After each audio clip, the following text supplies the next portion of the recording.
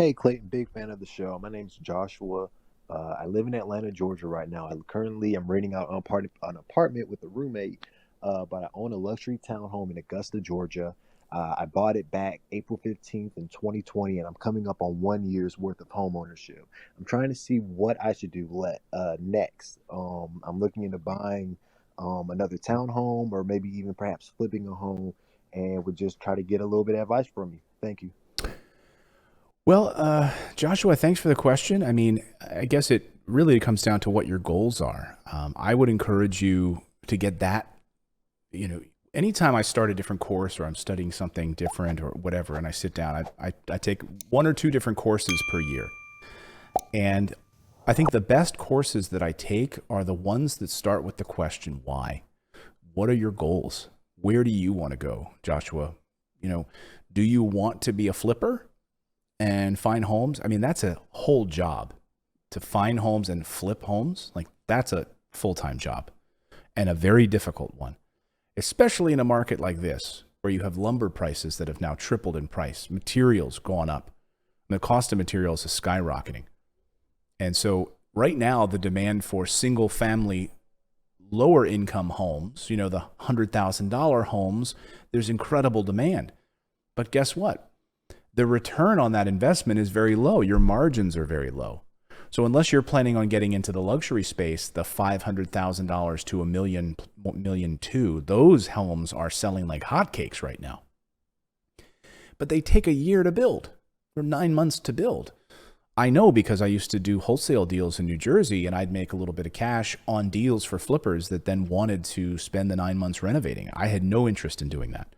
I would find a deal, they'd pay me $30,000 for whatever it was, and then they would spend 9 months renovating the property.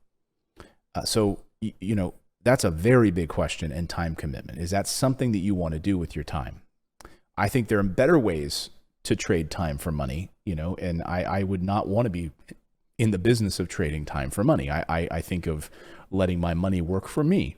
So how can I invest so that I'm receiving monthly cash flow? And I would look right now, honestly, Joshua, at these interest rates, which are the lowest they've ever been, 2.88%, 2.75% right now for a 30-year fixed.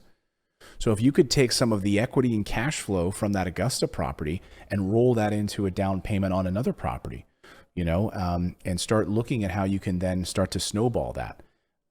And that's what I would, if I were in your shoes right now, I would simply consider doing that, is to how can I pull that equity? If you've got equity in that apartment, if you've got equity in that Augusta property, how can you leverage that?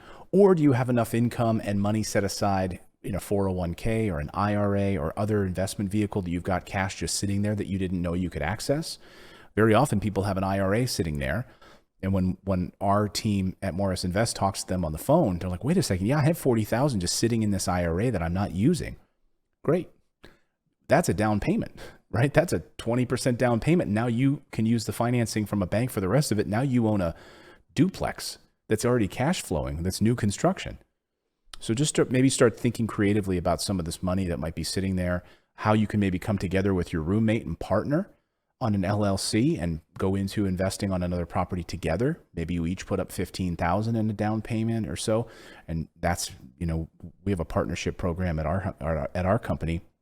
And so if we're talking with someone who maybe has 15 and they know that they have friends that also have 15 or 10 or whatever, they can all come together and form an LLC and go in on that investment together, and having a partnership equality in that property, and then being able to split the cash flow. And now they get the full benefits of that tax on taxes, but they're able to get in at a lower cost because they didn't have to come out of pocket fully themselves. So maybe, Joshua, I got the wheels turning in your brain a little bit for some different ideas. Just on the flipping side of things, that is a real big time commitment, and it is another job. And in this market right now, I do not envy the people, the one-off flipper who's having to compete with bulk builders right now. I'll just give you an example. Like at our company, we've been able to lock in our lumber prices before this skyrocketing price. So our lumber prices, that we're able to save on those lumber prices and other material costs because we do it in bulk and we've locked those prices in. If you're just getting into this as a flipper, you're going to be paying 3 times the cost now for materials. All of these things are going up. Copper prices are skyrocketing. Lumber prices are going up. And so one-off flippers who are doing one property every year, they end up getting hit the hardest. I hate to say it, but it's, bulk buying, bulk producing, it just works at scale. Thanks, Joshua, for that question. If you have a voicemail question you'd like to ask, again, go to our website, go to morrisinvest.com/Clayton. And again, while you're there, grab our 90-day Financial Freedom Bootcamp. Again, we put a lot of work into this and it's totally free. Download the PDF. It's like 30 pages or so. And we take you through week to week to week. And we're going to make you do homework. We're going to make you put stuff on a calendar and really map out your financial future. And I think it'll be transformative. We've had thousands of people download our bootcamp and they've had unbelievable success. So take advantage of it. It's totally free. We built it for you. We want to see you succeed.